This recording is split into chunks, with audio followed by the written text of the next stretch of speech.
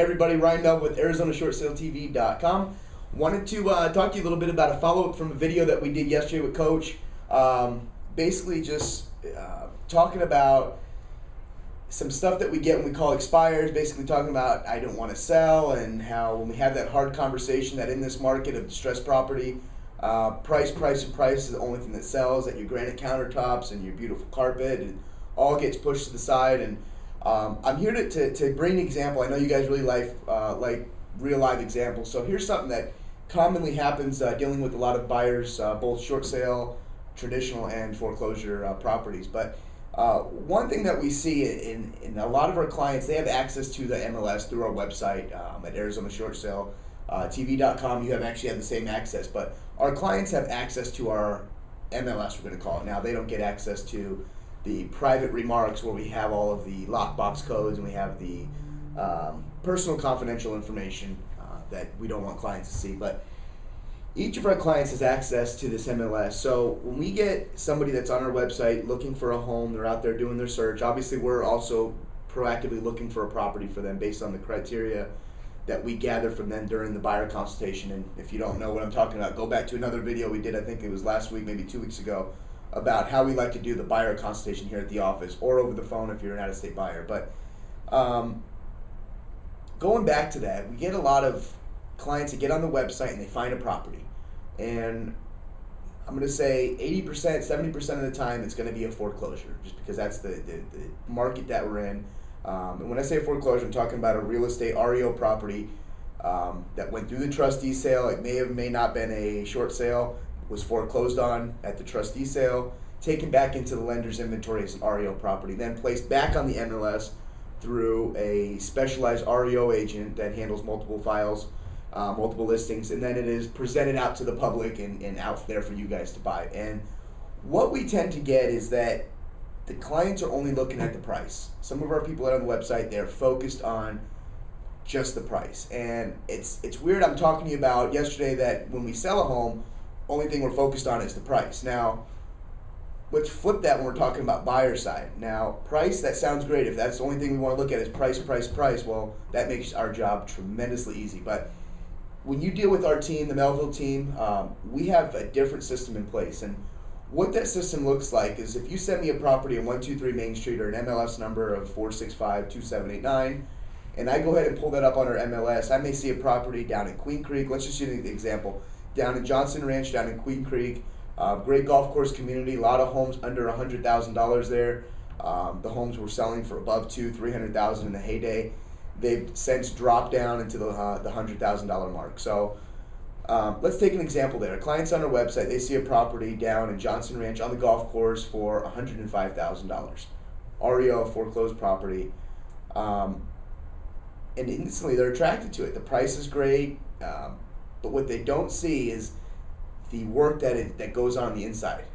New carpet, new paint, drywall repair. You may need to replace some fixtures, and the list goes on. The pool may be damaged beyond repair. Not beyond repair, but beyond just basic repair. You may have to actually get it resurfaced. A lot of things can go into a property that is not maintenance. When I say by unmaintenanced is when a property is foreclosed on, it may sit on the market for 3-6 months, or sit in the bank's inventory for 3-6 months before it's even assigned to a listing agent. And what happens in that time? We have a tremendous, I'm sure a lot of you here from Arizona, we have a tremendous amount of heat 4 or 5 months of the year. I mean, if there's a home sitting for 4 months during the summer, what's going to happen when you go in and you flip on your water? A lot of those seals, and this happens all the time, if they're sitting for extended periods, those seals will just freeze up and snap as soon as water touches it, and now guess what? You get a nice flood of your house. So I'm not saying don't look at foreclosures, that they're not where you want to be.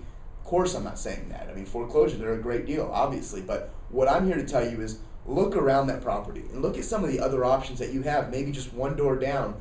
Yeah, it may be priced, let's say the one you're looking at is $100, and next door it's $110, but there's not $20,000 in rehab needed on it. You can move right into the property versus you go buy that other one for $100. Now you're sitting there putting $15,000, $20,000 into it. God knows what else goes wrong with it, but now you're into it for $120 when you could have probably bought the house next door for maybe $110, $115. So the moral of the story is make sure when you team up with a real estate company to handle your purchase of your property, to make sure that they're not just looking at what you're sending them and saying, okay, let's go buy that house, and I don't care if I don't get you a good deal. I just want to make this very easy. I'm going to send it to you in DocuSign. You click, click, click.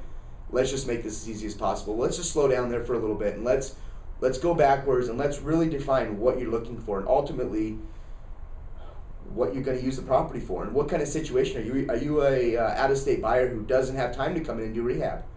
I mean, if that's the case, then why are we even looking at properties that are all messed up that you're going to go sink not only time, money, effort, the list goes on.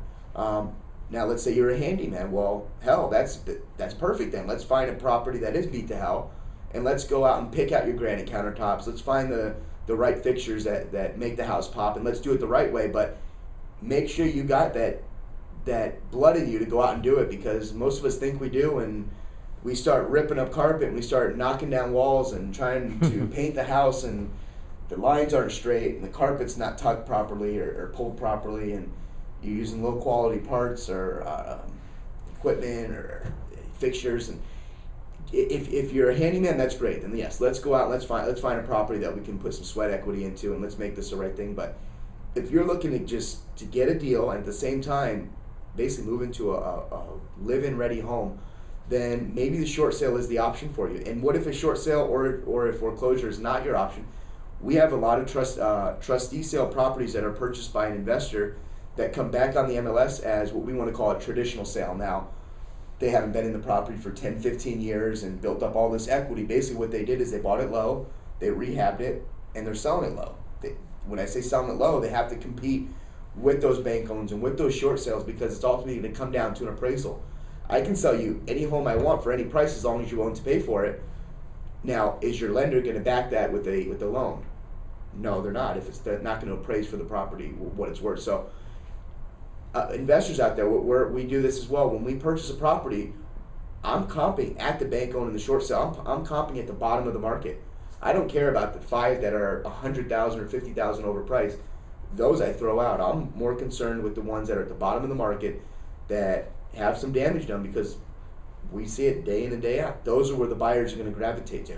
But if I can also compete with that price but show you a better product and give you a better response time, why aren't you going to buy my property? So that's it. Just make sure you're selecting a team that not only just listens to what you want, but also goes and proactively will find a property that may ultimately suit you better than the one that you sent us. Because you may be looking at a list from 5, 7, 10 days ago. We have up to the second information, and we can pull a property that may have just came on the market today.